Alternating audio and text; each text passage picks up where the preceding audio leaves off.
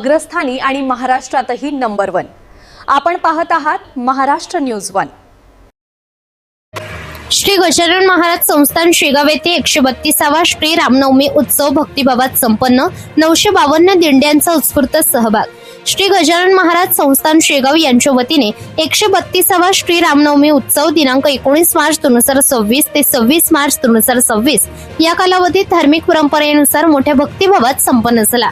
उत्सवादरम्यान दररोज सकाळी 6 वाजता ते 6 ते 6:45 काकडा, 7:15 ते 9:15 गाथा भजन, दुपारी 4 ते 5 प्रवचन, सायंकाळी 5:15 ते 6 हरिपाठ आणि रात्री 8 ते 10 श्रीहरी कीर्तनाचे आयोजन करण्यात आले होते।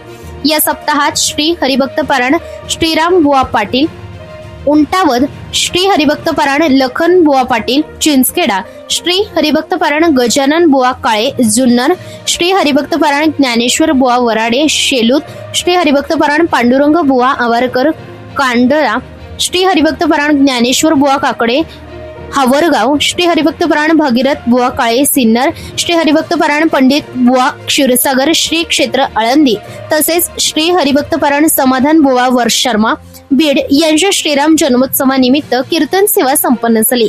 चैत्र शुद्ध पंचमी पासून श्री अध्यात्म रामायण स्वाहाकारास प्रारंभ झाला असून चैत्र शुद्ध नवमी रोजी सकाळी 10 वाजता यागाची पूर्णाहुती करण्यात आली।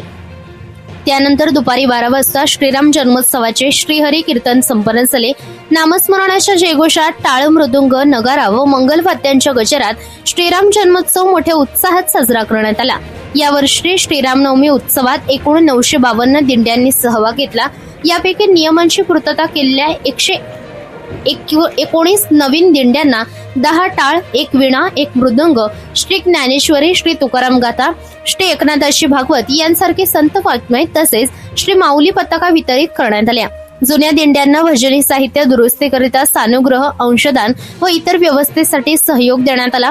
उत्सवानिमित्त आलेल्या वारकऱ्यांसाठी 20वा संकुल येथे भोजन प्रसादाची तसेच प्रथमोपचार केंद्राची सुविधा उपलब्ध करून देण्यात आली होती।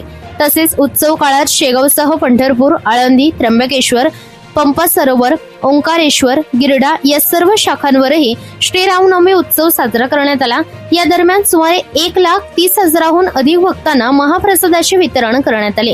महाराष्ट्र न्यूज 1 साठी संपादक इस्माईल शेख, उपसंपादक रंजना राठोड। या बातमीचा व्हिडिओ तुम्हाला आवडला असल्यास व्हिडिओला लाईक करा, शेअर करा आणि महाराष्ट्र न्यूज 1 या न्यूज चॅनलला सबस्क्राईब करा। धन्यवाद।